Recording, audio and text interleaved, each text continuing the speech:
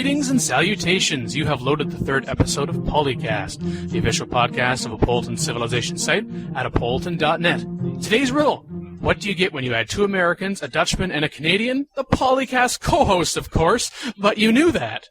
I'm one of those co-hosts, Dan Quick, known as DanQ on the forums. I'm the Canadian, eh? With me is Wouter, Snijders, known as Locutus on the forums. Hey all. He's the Flying Dutchman. In the United States is Mackie, known as Makahlua on our forums. Hello.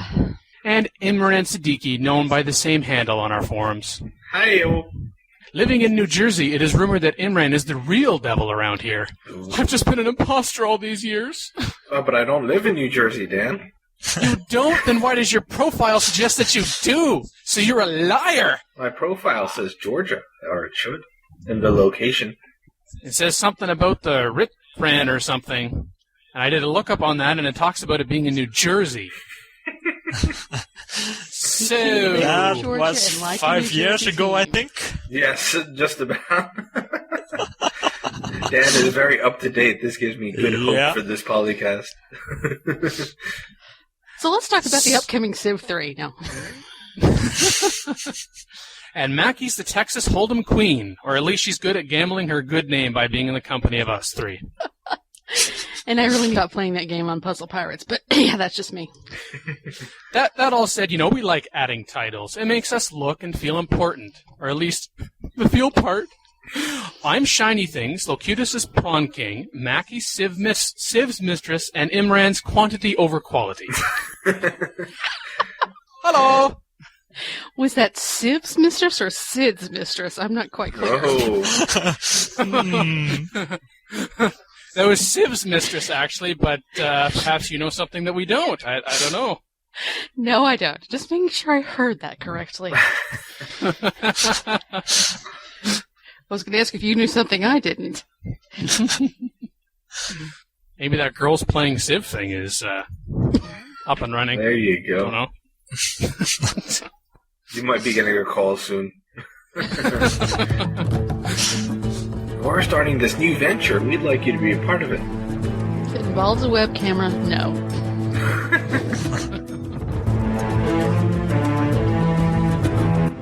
This week in the news, Warlords hot seat fix, Warlords patch 2.08 out, EGE modding competition update, iMod as Civ 4 mods for Mac users, Warlords for Mac nearing completion, Ages of Man 4 released, Galactic Civilizations II Dark Avatar beta coming, and one Civ Many Worlds column. In the ModCast, Warlords worth getting? How do Warlords traits compare? And why do some Civs never amount to anything? In the Time Machine, we explore the closing of the last Micro Studio 3 years ago. In the interview, the first part with Civilization 3 co-designer and Civilization 4 lead designer Soren Johnson on Civilization Chronicles.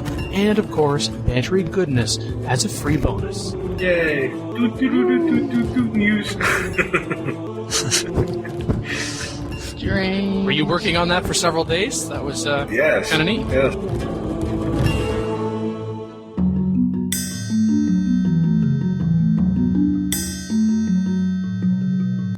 Civilization 4 Warlords lead designer Alex Mehmet Zeres has posted a hotfix to Civ 4 Warlords version 2.08 that corrects a bug with Hot Seat game which prevents players other than the first from seeing their technology tree.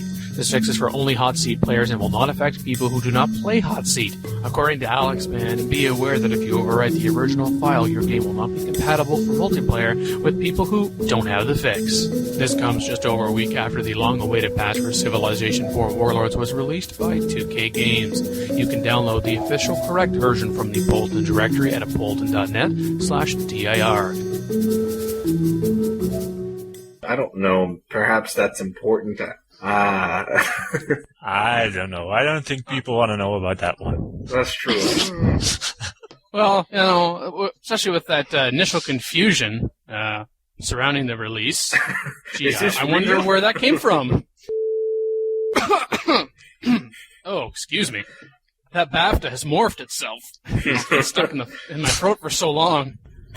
It has a new name. Okay. Well, I know Wouter was dousing some flames on that original thread where people were wondering whether this was a a leaked beta. Yeah, that wasn't a leaked beta. I don't know, it didn't have copyright protection and it was missing some other things as well. Although I still don't know exactly what. But yeah, that was a bit confusing. I guess someone did indeed screw up. I'm not so sure it was indeed but somewhere along the line someone released a no CD version, and that's a big no-no. Makes life for the pirates a little easier. I know what this version was missing. Official sanction. That's what it was missing. Naughty, naughty. You like pirating? You like that? Is that good for you? Okay. Or somebody. Come on, you knew that was going to come up sometime. Might as well get it out of the way. I'm thinking someone at Firaxis forgot their coffee that morning. Like, oh, I'll just upload this now. It's all uploaded. Oh, wait, copy protection. Crap. That may be important. Maybe nobody will notice. So just be sure to check the source that you're downloading it from. So it's between roughly, 64, 66, somewhere in there, meg, depending upon whether someone's compressed it or not. Yep. So remember you play by emailers. Clear out your admin password before upgrading. Head on over to the related thread at apolyton.net/forums where it is explained exactly what you have to do, because I'm afraid if I verbalize it here, I'll confuse myself. It's so complicated. Oh. But what I will mention is that Firaxis game software engineer Alex Manzares, better known as Alexman, recommends that after you install the patch to clean out your custom assets folder completely and remake whatever changes you had from the new version 2.08 files. Otherwise, you may miss other updates made by the patch. And then you would complain. And then we would have to tell you you're a stupid head. Oh, wait, I wouldn't do that. I'd think it, but I wouldn't tell you. I'm like that. So you say. You know what the best change is, though? That long-awaited pre-Warlords Kubla Khan Quinn something or other leader head swap. I realize something or other is not his exact last name, but, you know. I figured it worked well enough. What's he going to do? Sue me? He's dead. May he rest in peace. I think. Way to go, 1 billion. Way to go, insulting 1 billion people, then. I was going to say, yeah, I think you're about to have 1 billion people suing you.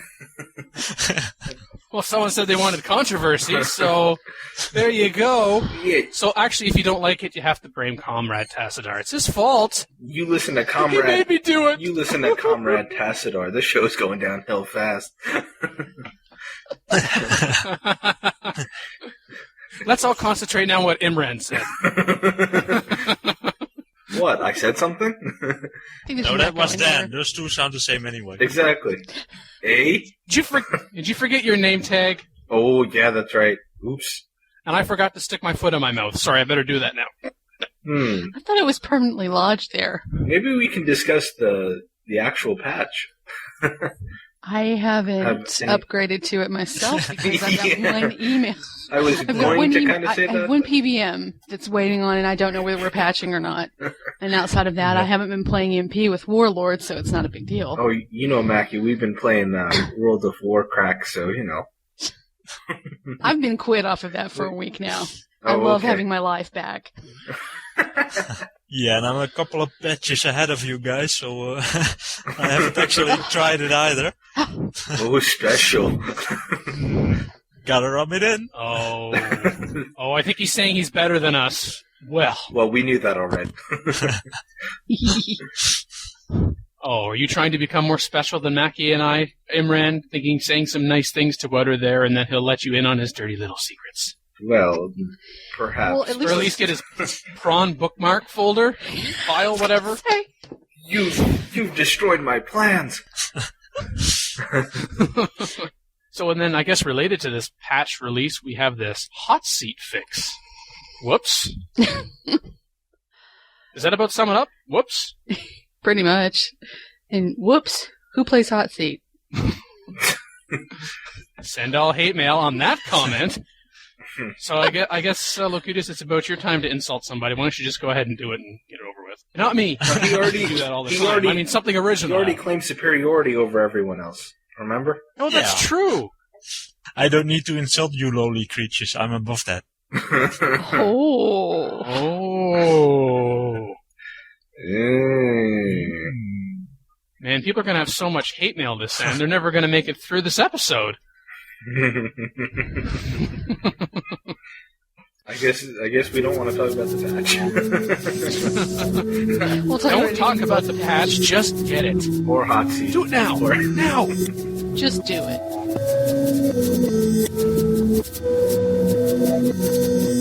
As part of the E-Games and Electronic Expo, or EGE, that will be held in Melbourne, Australia on November 17th to 19th, a modding competition will be organized for Australian modders, and Civilization 4 was being considered as one of the games eligible for this competition.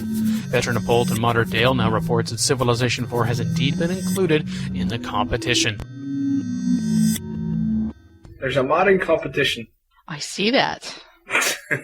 Is anyone going to participate in the modding competition from Well, us? I'm Is not any a of us modder. Australian? Well, it's only open for Australians, so that's kind of a Oh. Oh, well, people who have Well- Australians on their modding team, which I guess you could easily quick, get on a team with Dale. get an Australian to play your mod once and put him in the credits as a playtester. Australians are in higher demand on Poly than any other time in its history. So the deadline for submissions apparently is November 12th. They extended it for some reason. Oh, Because on no their one website. applied. I don't know why. No one applied. right. Too Well, I guess short they notice heard for a mod. that. I guess they heard we were recording this podcast today, and they wanted to make sure that we talked about it. Oh. Yeah. How kind of them. I know. I thought so. Woo, free news. The only thing is that the only thing that it says is submission requirements will be announced shortly. Well, Well, that would be good if you released it before people actually started modding and then found out, oh, I can't qualify. well, seeing as how they're holding this this conference in essentially a week, actually starting in less than a week, maybe they realized, we can't have a lot of mods to go through. So how are we going to minimize how many we actually accept and have to look at? So there, submission requirements will be announced shortly. There you go. That works. And did you notice how that while Civ 4 was included, Dale announced that Civilization 4 has indeed been added. It actually isn't on the list on their website. So, I don't know, are they teasing us that Civ 4 has been added? Don't know. Or they're just not keeping their website up to date. Teases. I'm going to go with the teasing part. Oh. Well, that's good. It fits in better with my delusions. Of which there are many.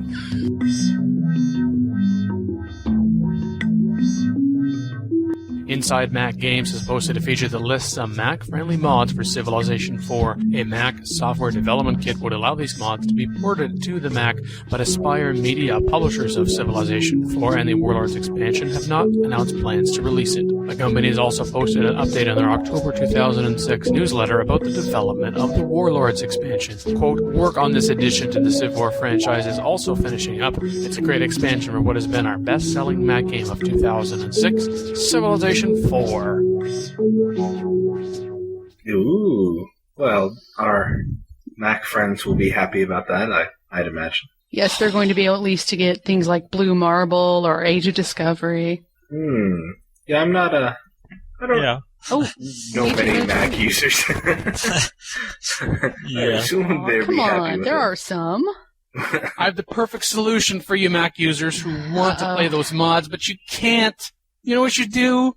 Get some dual boot, right? So then, if you want to play games, you're trying to play a game on a Mac, shoot yourself in the foot, why don't you? What you want to do Send all hate mail to Dan. is boot into XP when you want to play the games. And, from what I've heard, that Macs are better at some things, like multimedia editing. I'm going to take, many first and third hand accounts. That Macs are better for PCs than running that. Not second hand accounts, though. Those are just hearsay. But, at least you're one step ahead of, console users. Uh-oh, send all hate mail to Dan. Dan's your man. place. I own a Happy console. Uh-oh. I have an Xbox 360. Oh. And I I'm only afraid have we lost PS1. Imran. Oh. Oh, no! Oh, Okay, back yes. to World of Warcraft. That's where he's really got to go. And so then with that, I guess Warlords for the Mac is nearing completion. Indeed. Tick, tock, tick, tock. They say it's coming, but they don't exactly say when, I guess. On Aspire's website, they actually say November. They say It November. says coming this November. But that's not that specific. I mean, it could be early November, late November. Well, we're almost in mid-November. It's November 11th when we're recording this, so it's unlikely early November. Otherwise, we probably would have heard about it by now. But You would assume so. But those Mac people are kind of weird. well, there's an understatement of the millennium. Send all his mail to me. You know what we need to include on these polycasts? We need Asher on here to talk about Mac.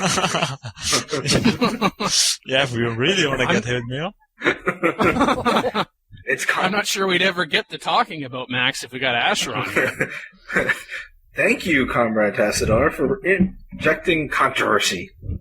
This will be the controversy episode. We have a theme now. Woohoo! Woo! You know what I really feel sorry for are those Linux users out there. Oh, they can't. When is it going to come to Linux? Poor Linux. They're pointing World of Warcraft for that. So misunderstood.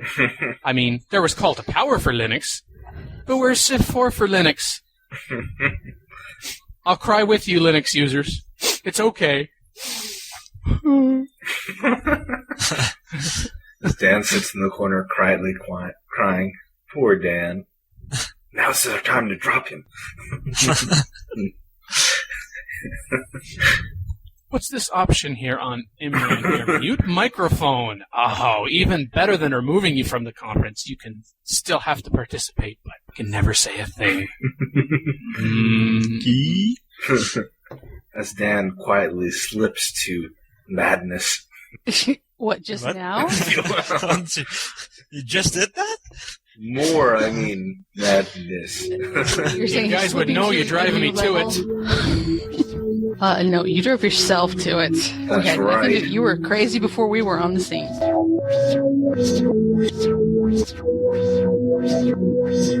For a long time, Stan Karpinski maintained that Ages of Man 3 would be the last release for the series of major Call to Power 2 mods that have been dubbed unofficial sequels by many in the Call to Power community.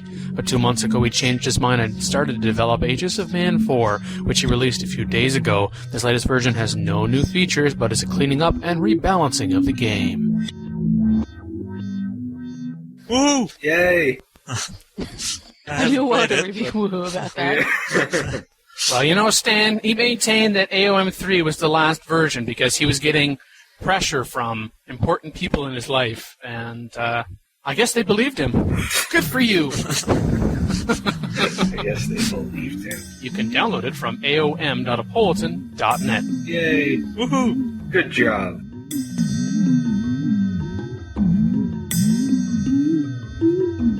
Stardock Systems, publisher and developer of Galactic Civilizations II Dreadlords, has announced that its public beta program for the upcoming Galactic Civilizations II Dark Avatar expansion will start on November 16th. The beta program for Dark Avatar is open to anyone who has pre-ordered the expansion. Brad Wardell, the company's founder-CEO, has started a multi-part tour of the expansion over on galciv2.com. Imran, would you like to tell us what the Dark Avatar beta is about? Let me go to the conversation I just had with you. It has something to do with Galciv 2. Yes, and what's Galciv 2's full title? Galactic Civilizations 2? And after the 2, there's a colon, and then 2 words? World of Not Warcraft. Dark Avatar, that's the expansion. Wait a minute, did you say 3. World of Warcraft? Oh, yeah, that's right. Oh. That's 3 words! Oh, Dreadlords, isn't it? Yay! I listen sometimes on this thing. So where did you go in your browser to find that out? Nothing. I haven't. Nothing. I just recalled it from memory. Oh, what? Your What's own that? memory or your My computer's own memory. Oh. Yes, You have a Dan, memory? I have that. Ooh, that is news. Ooh. I have to provide you with the way to get one of your own. I think you'll like it. I'll remember this. That's the first Maybe I step. won't. So anyway, I guess the expansion's coming on November 16th, and there are a slew of major improvements, from what I understand. Custom opponents, for example. You can design your own opponents, including what they look like. Don't put my picture on there. You'll scare small children. Okay. And Good thing Small Mac- children. It's a What good about thing the other Mac- players?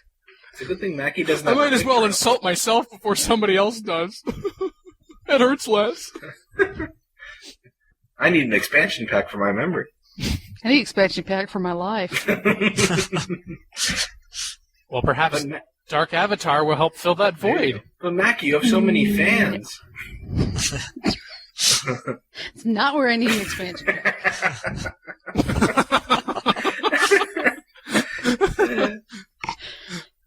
Oh. Oh.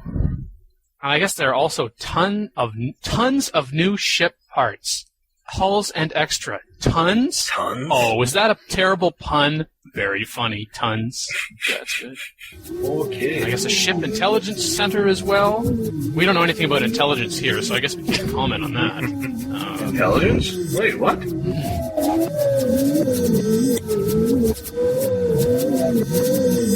Apolyton has received yet another excerpt from the 96-page book, The Chronicles of Civilization, and is packaged with the recently released Civilization Chronicles. This time it's a chapter written by Civilization 4 lead designer Soren Johnson about the online Civilization community and the many ways in which a Civ game can be played, from OCC to succession games, for democracy games to Apolyton University, and variants to modding.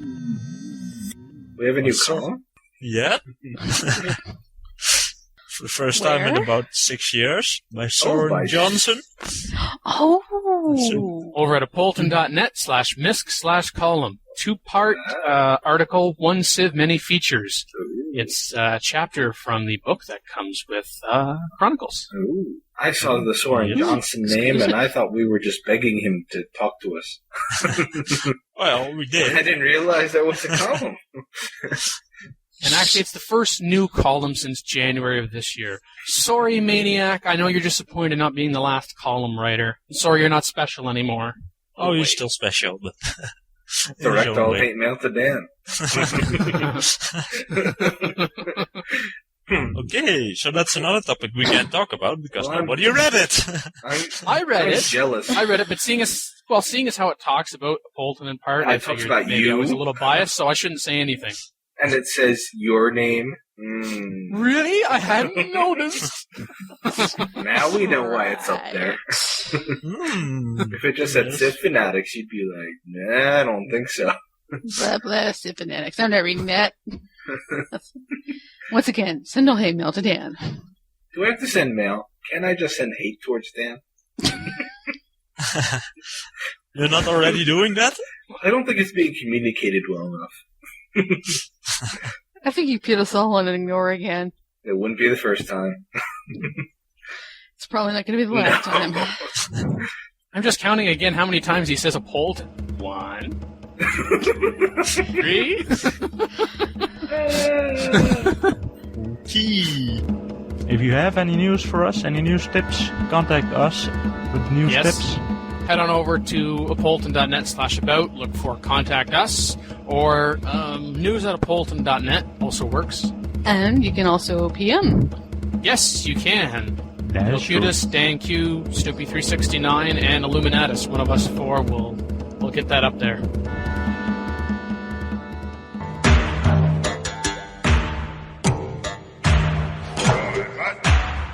Is the expansion worth getting? Apparently, Chicago Phil, I guess he's the only Phil in Chicago, but nevertheless, basically he was thinking about getting the Warlords expansion and wondered whether the features were worth the money. So instead of just being whether the features are any good, he's wondering whether it was worth the amount you have to pay for it.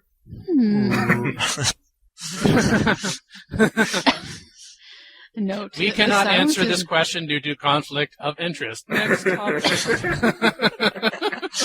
Thank you for asking. Please come again. We would like to waste more of your time later today.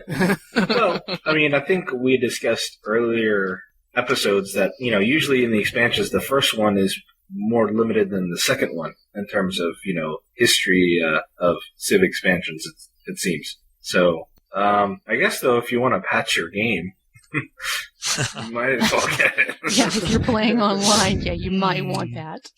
Yeah, so if you're having any problems with 1.61, then if you don't get Warlords, and by getting Warlords, I mean buy a copy, damn pirates, And the and you are stuck with those Yarr. problems.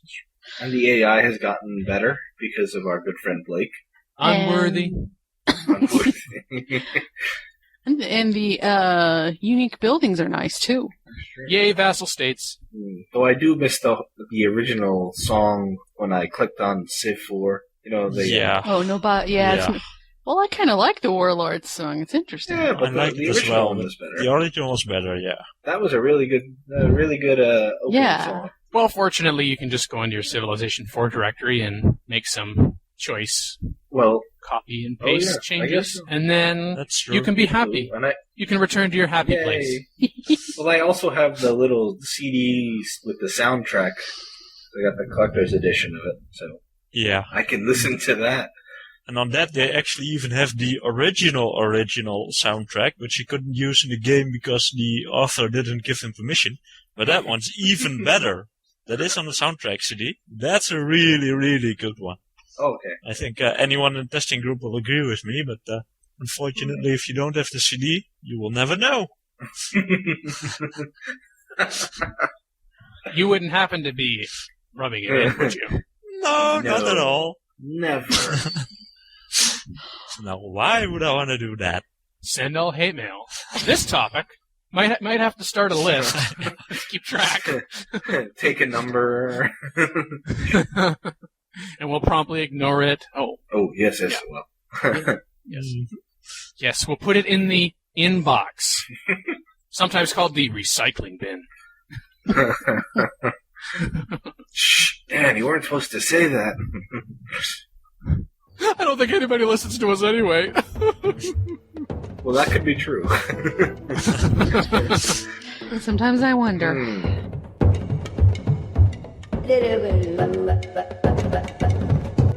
There was a topic in the Civ 4 Strategy and Education asking how the Warlord's traits compared to the original one now that we've had some time to step back and look at all the traits and see how good they were comparatively. And of course, the new traits in Warlords were charismatic, protective, and imperialistic, for those of you out there who momentarily forgot. Or never do in the first place because you've been living under a rock. Cough, Dan, cough. What sayest you? I like them all equally. They're all winners. Didn't you actually Cough, even Dan, have cough. Warlords yet? I have Warlords, yes. Is it installed? Have you played it? I have Warlords, yes. That's all it'll say. Okay. Yes. Well, imperialistic is fun if you want to fight all the time. Yeah, but I was playing with the Zulu the other day, and it's sort of kind of come back to bite me because of the cheaper settlers. You tend to want to expand a little quicker, and then thump. There comes the maintenance. There comes the maintenance cost. Minus 400. What? And in the Zulu even have a building that helps that reduces maintenance. Their unique building does that as well as the barracks, but it was still, oops, I overbuilt again. Oh no. Yeah, I know that was the thing with me in Expansive before too. Ooh, look, I can expand. Oops.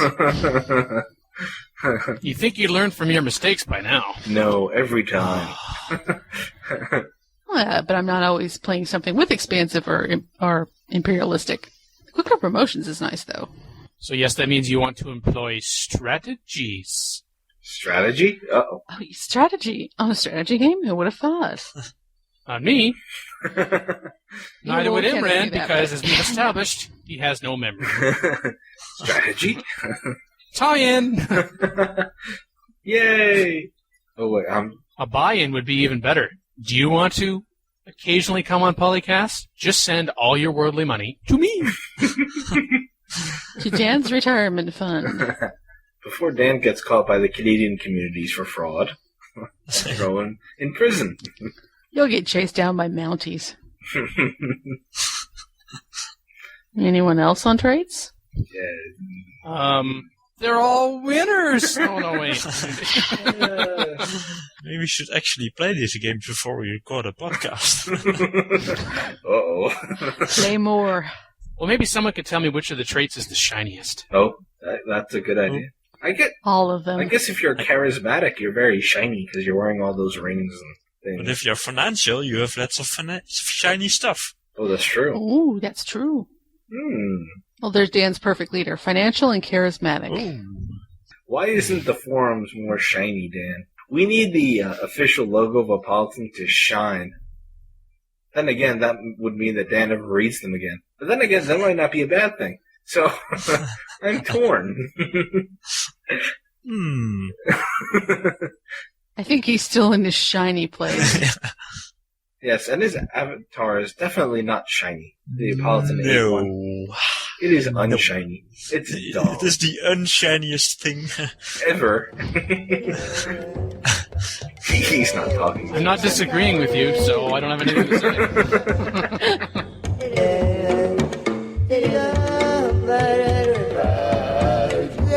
And so I guess also on this week's ModCast, civs that never amount to anything.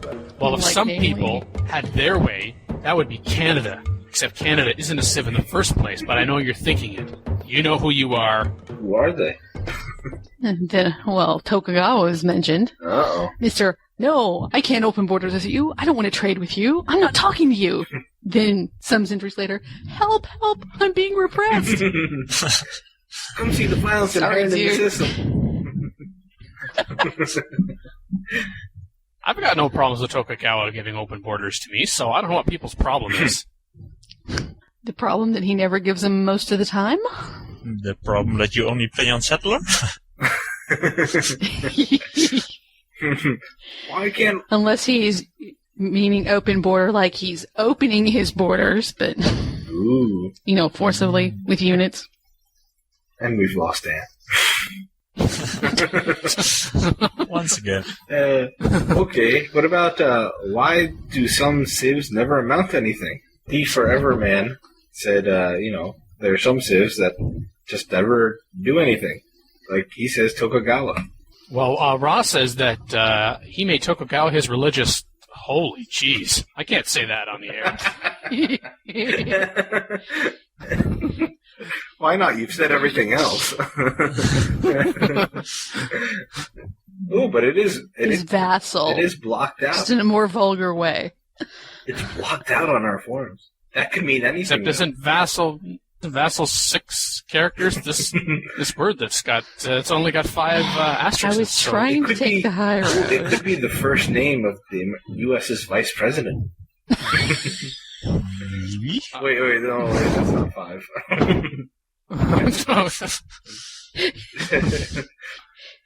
Yeah, it's shorter. Now Mackie has infected Imran after I infected Locutus. The horror. Well, let's see, they mentioned Tokugawa, and there's also Isabella, which... Now there's a... Oh. Yeah. She amounts to something, but it's not the kind of something you want to be neighbors with. Whenever I'm in diplomacy with her, I'm looking for the would you like to go out sometime button, but I never find it. She wouldn't go out with you anyway. We're all heathens to her. Yep. Row 3, Microprose's last office closed. End of an era. Dum dum da dum dum da dum da dum da dum. Well, I guess by that time, Microprose wasn't, it was only a shade of its former self, but still a huge name in terms of, strategy computer gaming, among other things, I guess. Everyone loved the old Microprose. Yeah. It was definitely sad, and I believe the last office to close was the Hunt Valley office. But at the same time, it was sad, but since Civilization was by then in the good hands of the people at Firaxis, with Civ 1 having been released already, and of course we didn't know it quite yet, but Civ 4 on the horizon, it was sad at the same time as it was kind of an acceptance, because I don't think it took anybody they by were going surprise. down for a while there. Yeah. I mean, perhaps, when Sid and Ryan and they all left to form Firaxis, everyone kind of saw the writing on the wall that, Microprose, and for a while before that, Microprose had quietly stagnating for a bit. I mean, it was nowhere near what it was kind of, probably the early 90s or whatnot. So. Yeah, because it was a steady decline because Sid and Brian left in 96 and this last office being closed in 2003. I'm trying to even think of a Microprose title after all the Civ, well, not all the Civ 2 expansions, because by then Microprose wasn't in the picture with that anymore. But I'm trying to think what came after Civ 2 for Microprose. Let's I can't even see. think off the top of my head. All those titles come before that. I know they were the ones that picked up UFO Defense, which is better known as XCOM over here. They did Master of Orion 2, interestingly enough. Those are pretty, that and Civ 2, or that and Civ around the same time. They also did Mech Warrior 3 in 99, which was a fairly decent game in terms of, in terms of sales and reputation-wise. But it seemed after that they just kind of gradually filtered away type of thing. Rest in peace. Rest in peace. And there's a lot of big games from all these classic games that they had released back in the early 90s: Master of Orion, Master of Magic, Colonization, XCOM, UFO Defense. Oh yeah, because they were really busy there. I mean, we go 85, like 3 titles in 85, 2 in 86, 87, 88, 89. Very, very busy. And then I guess when they finally closed doors and that was it. I mean, I guess it was a good thing that they didn't try to do what I guess has been trying to do with Atari, which is they kind of resurrect the name for something entirely different. Kind of cheapening the legacy of Atari as it used to be. At least they let it die a nice little death and just ended it that way. Yeah, that's probably for the better indeed. Although someone might still go back and rape it all over again. So if they can do it once, they can do it again. Yeah, somebody out there owns the trademark, so you never know. And I would guess that it is probably Infogrames/Atari. Yeah. Oh, noes. So when they're done with Atari, they can rename themselves Microprose. Yeah, Infogrames, renamed themselves Atari, and they actually were the ones that took over Hasbro Interactive, which took over Microprose. And Atari's still around. I mean, I guess they have the name, right? They have the old name, and if they wanted to. Yes, Infogrames is changing its corporate name to Atari. Infogrames, after taking over Hasbro Interactive in 2001, is the copyright holder to most Microprose intellectual property. And I did remember right, the last remaining Microprose studio, located in Hunt Valley, Baltimore, which was Microprose's original location, was the one that was shut down in 2003 after completing Dungeons & Dragons Heroes. And now Hunt Valley is where we have our friends from Firaxis, and is Big Huge Games there as well? Or? Yep. They're nearby. Yeah, they're in Timonium. Same area. And Breakaway Games also. Yes. Breakaway was the one that helped Firaxis with Conquests, yeah. Were they the ones that also did Sid Meier's Antietam, or was that another? They did do something else with Firaxis. Oh yeah, Breakaway Games actually did do development on Sid Meier's Antietam. Oh, I'll take your word for it. And they did also do Tropico, which should be, or at least an expansion for it, which I think many Civ fans will also be familiar with. Yes, the Paradise Island expansion. They also did the expansion for the Pharaoh games from, the now Tilted Mill. It used to be Impressions. Yeah. Memories. Good old strategy gaming.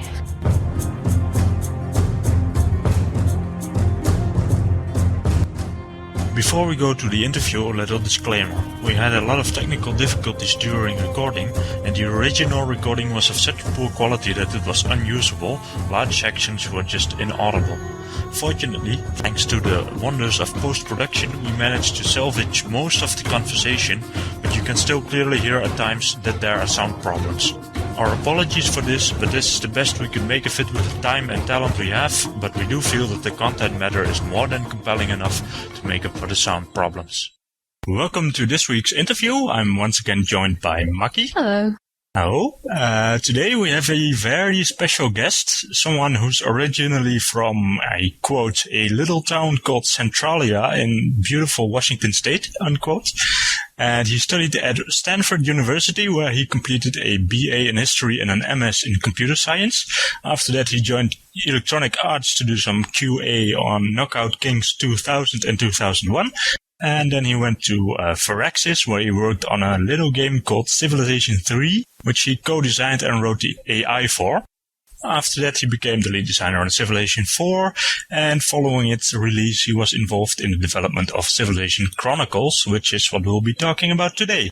I am, of course, referring to Søren Johnson. Hi, Søren. Hello, how are you? I'm fine. You? Good. So what exactly was your involvement in Civilization Chronicles? I mean, how much of the work there did you contribute to? Well, Civ Chronicles first came up, as an idea early this summer, a way to get, all of the Civ games together in one package. We thought that was a pretty cool idea. So, we spent a few months basically trying to, put together all the goodies that might be, we thought might be cool to include in the package. So that included, a big book which has a history of Civ with interviews with me and Sid, and also with Bruce Shelley and Jeff Briggs and Brian Reynolds, and a history of Civilization. And then I wrote an article on the Civ community, included a lot of concept art. Basically, a nice book that for someone who's spent a lot of time in the Civ franchise. Also, we made a DVD that contains a lot of various videos over the years involving Civ, as well as a long interview with me and Dorian Newcomb, who was one of the artists who worked on Civ 4 from the beginning, and he was our lead animator. And we gave a GDC presentation earlier this year about prototyping Civ 4. And we basically gave a more extended, polished version of that presentation on the DVD. And what that presentation literally is we show off at Firaxis when we make a game, we prototype it by basically just the very first thing we do is make a playable game, and then just keep iterating on it over and over and over again over 2 years. So that presentation, what I did is I saved off a version of Civ 4 every 2 or 3 months. So I just kind of stepped people through each of those versions to show what's changed and how the graphics looked 2 years before we shipped, a year and a half before we shipped, a year before we shipped. And, obviously things changed a great deal. And so that's kind of to see. So, we thought those would be some kind of nice goodies for the real hardcore fans. Then we also threw in a card game that we designed over the last couple months of the project, and there was just a lot of scurrying around trying to get all the versions to work and have the right documentation. We had to scavenge actually the original Civ 1 that I bought many years ago when I was a college student to find the right tech tree, and also the it's also worth noting that the source code for for Civ 1 and Civ 2 just doesn't really exist anymore. So, there wasn't a whole lot we could do with those products. Whatever we had available is basically what we could put in the product. And, so it was kind of, and this is true for a lot of games throughout, the last 20, 25 years. People really, when they made these games, people didn't really think about the fact that things should be archived, and people will want to play these games over and over again. And it would be great if we actually had, if you actually could keep compiling the games and messing around with them. But instead, everything's kind of very ephemeral. So we're lucky to have versions that still work well. I think you just killed a few people in the Civ 2 community. Oh, yeah. They've been lobbying to get the source code for years. It's funny, I think we've said that a few times, but I've seen people that they continually want the source code for Civ. It just doesn't exist. It could exist somewhere, but we don't know where it exists. There's no one who knows that it exists somewhere. I've also said several times it probably doesn't exist anymore, but they just don't want to hear it. No, don't destroy my dream. Yeah. Your best bet would be Brian Reynolds, but he's a couple of companies removed from Microprose at this point, so who knows?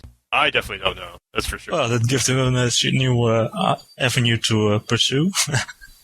Yeah. Can you tell us a little bit more about the card game? How does it work? What are the rules? How many players is it? The card game is it's a 2 to 4 player game. It's kind of based around the ancient era of Civ 4. So, you've got swordsmen and spearmen and chariots. You build libraries and temples. You build, the Great Pyramids and the Colossus. The technologies are things like ironworking and pottery and sailing. So it's mostly focused on the early era. If it was similar to any game I could think of, I'm trying to think of what would be similar. The Settlers of Catan has a card game that's kind of sort of in the ballpark, maybe. But the basic idea is you have a certain type. There's like 6 different types of lands available, and those kind of get dealt out to you early in the game, and you get to choose some of them. And from there, those lands produce food, production, commerce. The traditional trio in Civ games. And then you can use those resources to buy techs, build buildings. Then there's military units also. You can build population. And you basically play through the ancient era. The game ends when the last technology is bought.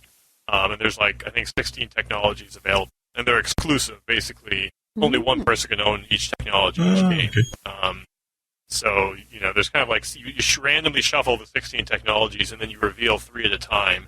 And, so at any one time you might see pottery, you might see monotheism, you might see engineering. Those might be the 3 techs that are available. And during each player's turn, they can buy as many of those as they want. So you have to make decisions. Do you want to buy one of those techs, or do you want to wait for one of the later ones, or so on and so forth? And basically, each population point, each technology, and each wonder is worth a victory point. So the main goal is to, obviously get as many victory points as possible by the time the last technology is bought. The buildings are basically, and by the way, the technologies, of course, all have sort of special effects on the game. If you have sailing, you can trade 2 of one resource for 1 of any other kind. If you have engineering, you can build more buildings. If you have, I'm trying to think what some other examples are. You have astronomy, you get an extra card each turn from the main deck, things like that. If you have writing, I think lets you steal cards. Literature gives you extra culture, things like that. And then the buildings all have their own special effects. Like a temple will give you culture and happiness. A library will reduce the costs of various technologies. The Great Pyramids gives you extra resources each turn, things like that. And the Great Walls is it's like a permanent wall, basically. And the walls, so I should specify that, protects you from attack to a certain extent. And then the buildings also modify the base plot cards. For example, if you have a mountain produces 2 production. But if you attach a forge to that mountain, then that doubles the production. And every turn, you basically you gather all your food, production, commerce. You draw 4 cards from the deck. You have to discard cards, and then either you build buildings, buy technologies, or you attack another player. It's kind of hard to describe a card game all in. Yeah, I think we get the sitting, but this is the general idea. And in combat is kind of a sort of a rock paper scissors type thing, where some units are good at defense, some units are good at attack, and some units are somewhere between.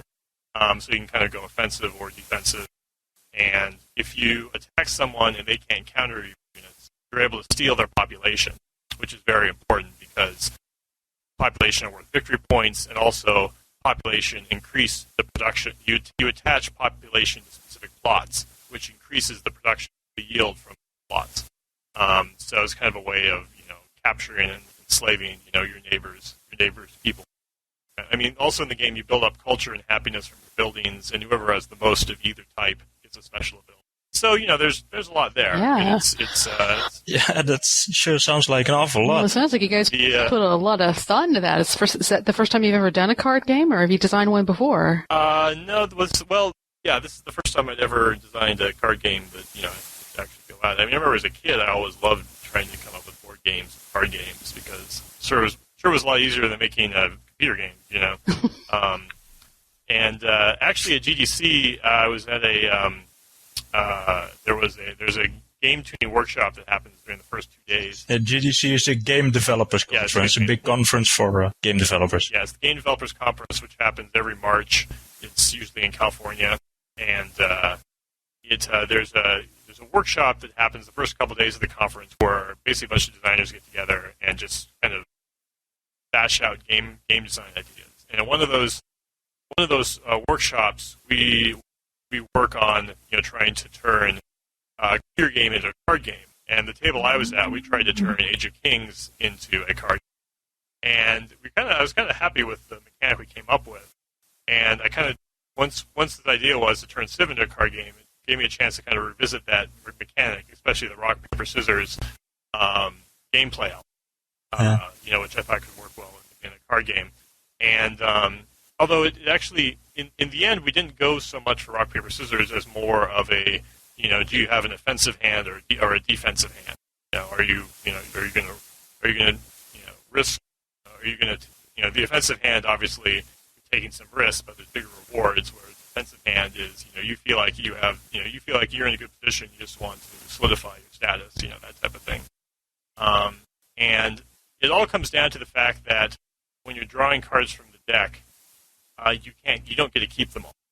The cards from the deck include things like buildings, units, extra resources, wonders, and so you'll draw 4 cards, and they're all good. You'll want them all, but you have to discard 2 of them each turn. So that's how you make the choice between, do you want to keep your military or do you want to discard your military? Which can be a tough decision at times. But yeah, so we kind of took that prototype. Some other guys in the company kind of also, were trying to experiment with the Civ card game, and they kind of worked on this sort of plot-based idea that, you kind of had these, you had your river and your coast, your grassland, and your plains, and you kind of attached buildings to them. And their game's pretty fun, too, so we kind of combined that building game with the military game that I'd worked on, and that kind of led to the Civ card game. And, we put it all together in a couple months. We bought a bunch of card decks, and a bunch of stickers, a bunch of markers, and just started hammering them out, playing it every day for, quite some time. And, most of the versions weren't fun, but when we hit up on one that, we wanted to play over and over again, we knew then we were finally getting somewhere. Okay. So how many people did you test that with? Oh, geez. Probably 8 or 10 people. I mean, not all at once, but probably 8 or 10 people played the game at various points. Usually we played with around 3 people, but, it can go 4, and it works well for 2. And you can also play team game, 2-on-2. That works pretty well, too. Okay. How long did it take to develop the whole game? Geez. I think it was probably around 2 months. Maybe a little bit longer if you include... Because there you basically do the rules first, and then there's a period at the end where the question is like card design, layout, art design, things like that. So probably the whole thing took around 2 to 3 months. And that's for what you're used to. That's a very short period of time. Yeah, it was kind of a breath of fresh air. Actually, I mean, it was over faster than months just disappear into nothingness. When you're working on a video game. I mean, it's just Civ 4 was 30 months. I mean, it's just a long process. So being able to work on something that takes less than a tenth that long is really nice. So how was this, I mean, other than the fact you got to play with markers and stickers and stuff, how different was this from designing on a computer game? Well, I mean, the thing about the card game is you can make drastic changes really, really quickly. I mean, we always say that that's an advantage of what we do here at Firaxis, but of course, anytime you're programming, you can't just, wave your hand and suddenly the whole game changes. But in a card game, you kind of can, really. I mean, you just have to change the way the cards are or slap some new stickers on there or you're done. If suddenly you want to have, technologies in the game, just take an hour to make some technology cards and there you go, And because we had very different versions of the game early on. The first number of versions, we kept trying to do all of world history. We had the game set up in 4 different eras, and I thought I had this real clever game mechanic where we basically had 4 different decks for each of the different eras. The first deck had archers and swordsmen and temples, and the second deck had knights and castles, and then the next deck had riflemen and factories, stuff like that.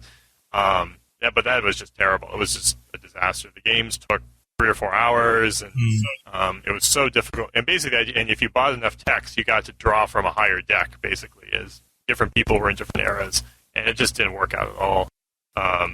So you can just really change the game drastically when you're working on the card game, which is a lot of fun. The downside is that it goes fast, but no one's going to give you a year to work on a card game. Yeah. So you have to be really critical about your design. You always have to be questioning what you can change and what you can improve. And it's important to play test computer games, but it's really, really important to play test card games as much as possible every day. You can't really even take a day off of that. It should be obvious right away that not only the game is fun, but that you'd want to play it over and over and over again. No one wants to buy a card game and it'd only be fun the first couple times you play it. Hopefully, it's the funnest after you play it about 10 times. Once you understand all the strategies. That sounds like quite a complex game, so that's going to take a while to get the hang of, probably. Well, it's the rules are about 3 or 4 small pages. So we didn't want it to be too complex, and a lot of the rules are actually described out on the cards. So it's not that makes it a little easier to play. But really, the game comes down to giving there's all these various choices you have to make about which technologies you want to buy, which lands you want to conquer, and which cards you want to keep from the deck. And those are all just right in that sort of sweet spot of the interesting decisions that Sid always likes to talk about.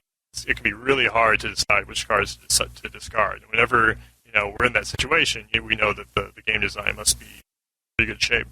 Okay, I think we have a pretty clear idea of the card game now. You might not be the right person to ask, but to the best of your knowledge, can you tell a little bit about the other things in Civilization Chronicles? Like what kind of stuff can we find in the book and on the DVD? How much is original content specifically created for Chronicles, and how much of it has been published before in some form or other? Right. Give me a second here. I actually have the Chronicles right next to me. So the book that comes with the game with Civ Chronicles has there's a history of civilization section, which is basically a really long running interview with Sid and me. Where we talk about basically everything that has to do with Civ. What Civ 1, Civ 2, 3, 4. What were the games that inspired us? What were the games that inspired Sid?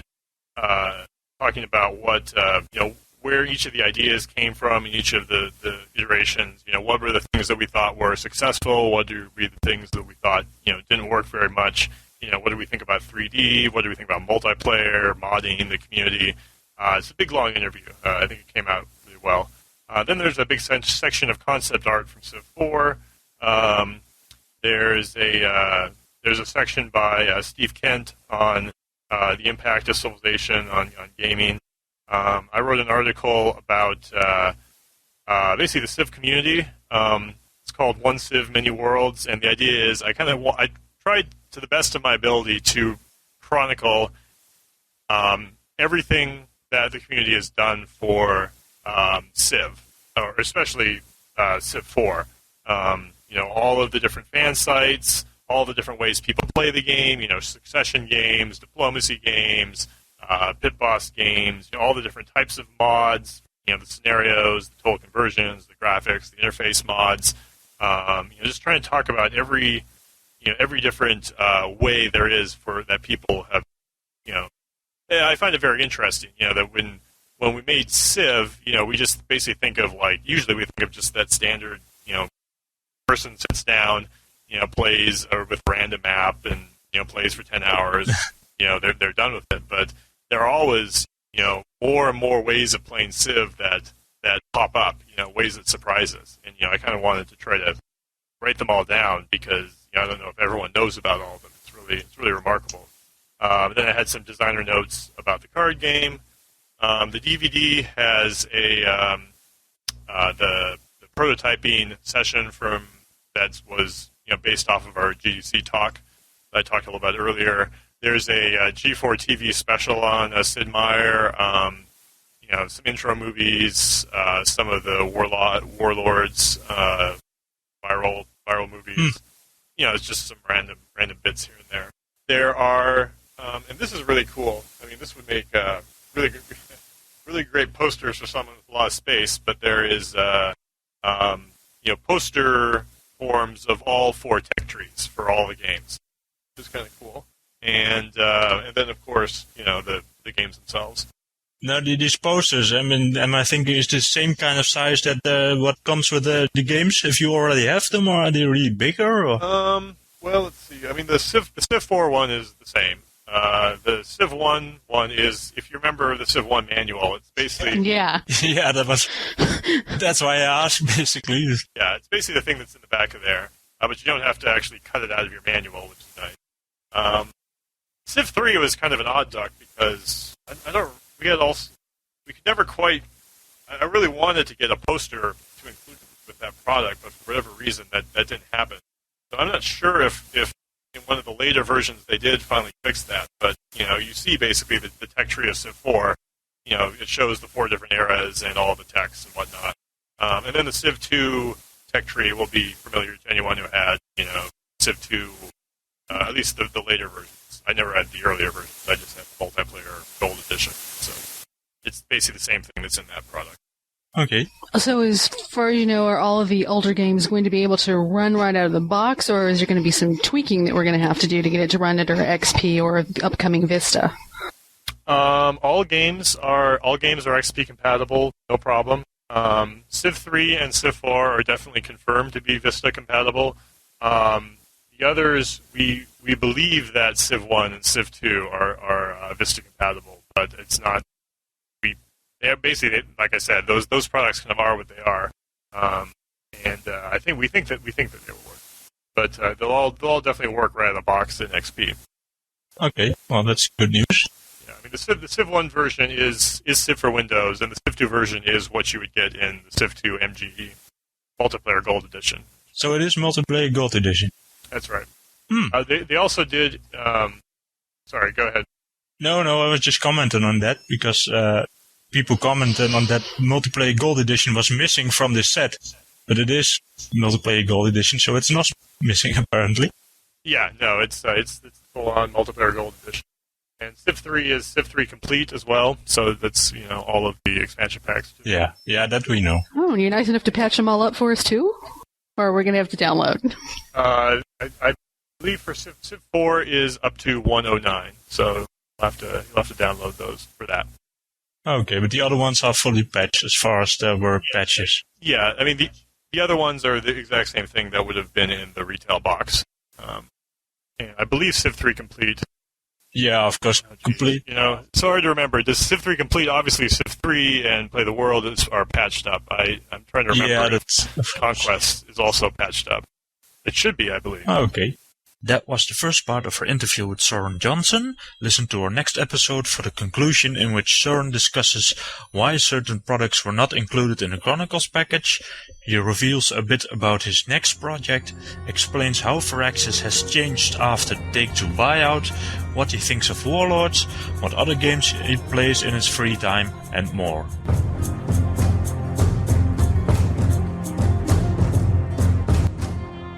If you have any questions for us, you can send them to, what was it, Dan? PolyCast at Apolyton.net. That's PolyCast at Apolyton.net. And if you really want to humor us, send us a voicemail, and we will play it on the air. Reach us through our Skype account, the PolyCast, by using Skype yourself.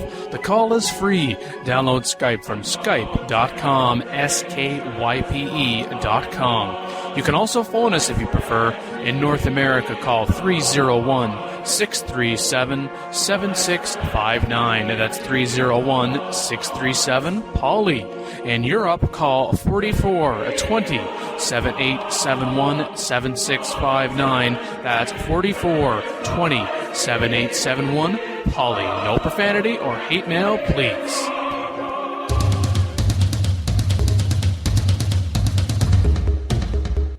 And I'll have you know that Brian Reynolds complimented me on my name, apparently.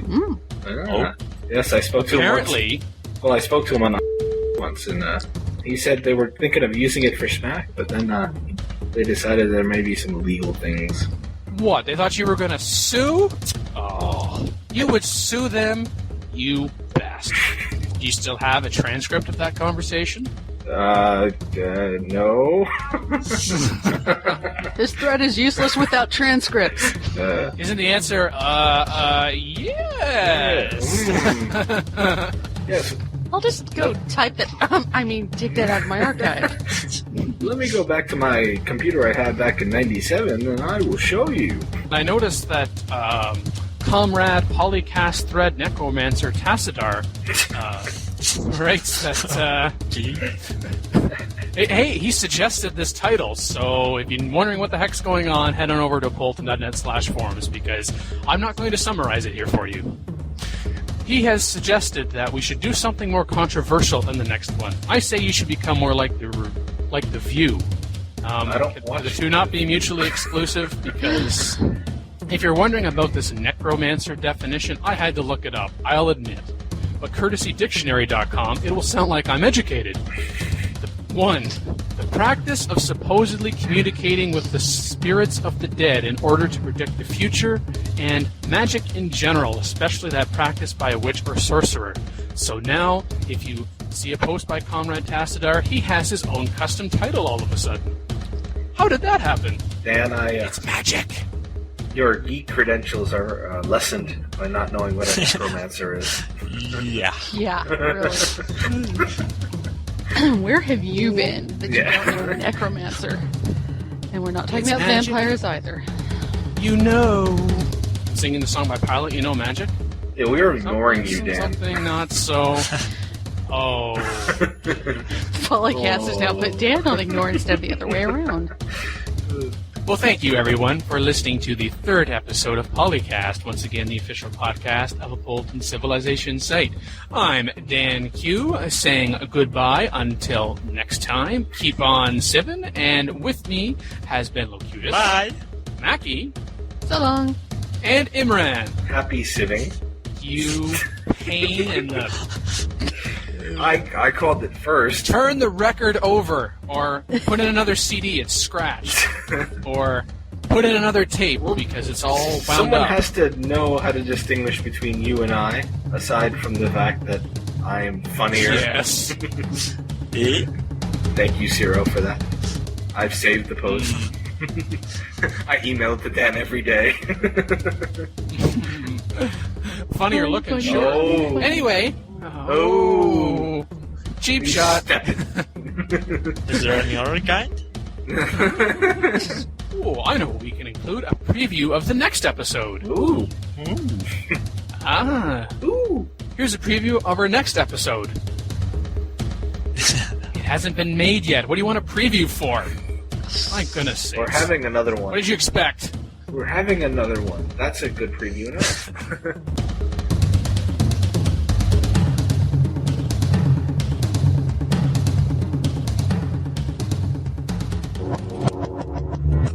Record date November 11th, 2006. Edited by Daniel DanQ Quick. Soundtrack courtesy Civilization 4 and the Warlords expansion pack. Copyright 2006. Apolyton Civilization Site at apolyton.net.